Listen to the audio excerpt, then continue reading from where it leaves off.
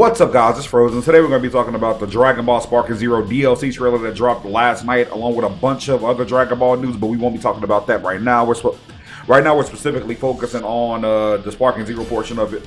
There was a new Dragon Ball game announced, but I don't really know enough about that to really give an opinion right now. But if y'all want me to talk about what I think it might be, leave a comment down below. We'll go into that probably for tomorrow's video. But today we're going to be talking about Sparking Zero and this DLC.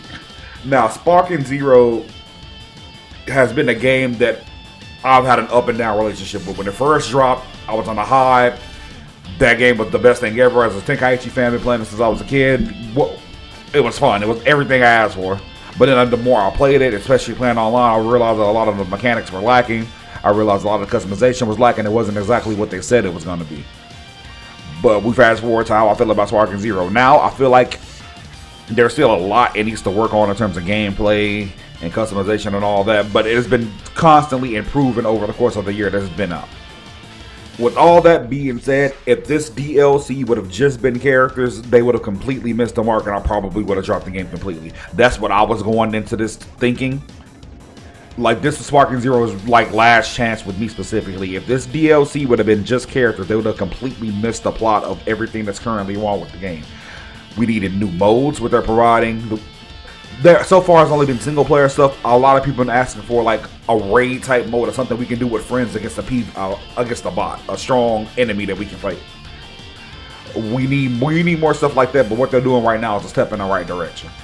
We needed this. These new single player modes give people who don't play online something to do, which is something that's been desperately needed and missing from older games.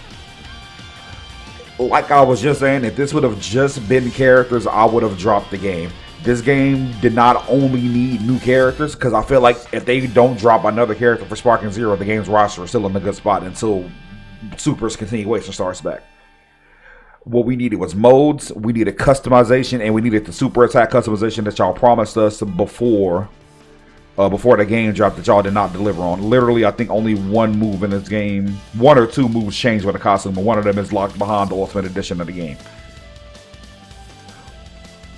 But these new stages, these new maps, and these new modes is exactly what we needed, way more than any character. There is no character they could have added that would have kept me playing Sparking Zero for much longer if they didn't address these issues. It's hard not to compare the two when they're the two concurrent Dragon Ball games. Xenoverse has been out for 10 years. There has been not, especially in terms of gameplay, there has not really been any significant improvements to that game outside of characters, a boring story for them. There's some highlights of the story, but everything they add for the most part is boring.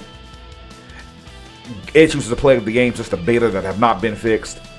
Sparking Zero over the course of this year, or over a year that's been out, has improved more than Xenoverse has in a decade.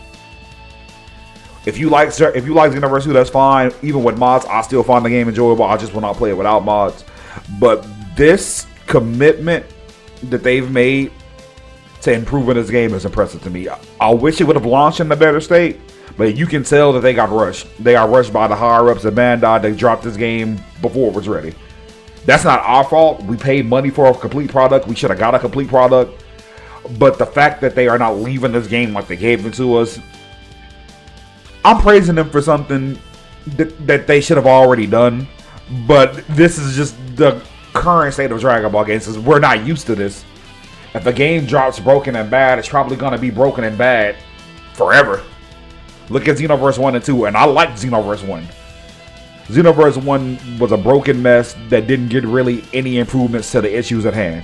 Xenoverse 2 literally lied to us multiple times about this issues with the netcode, and didn't. There's combos that still don't work online and haven't worked since the beta. Sparking Zero has been improving the perception. They've improved online a little bit. Not very much. There's still a delay issue there sometimes. They've improved combat. They've improved a lot of the broken mechanics in the game since launch. Xenoverse 2 only added to that shit. But this ain't the bad thing. Let me stop there, because it's not the bad Xenoverse 2. This is the highlight.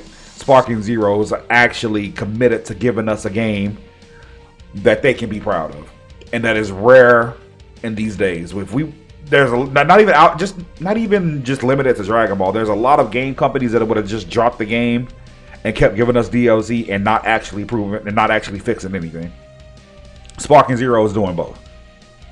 So thank y'all for that.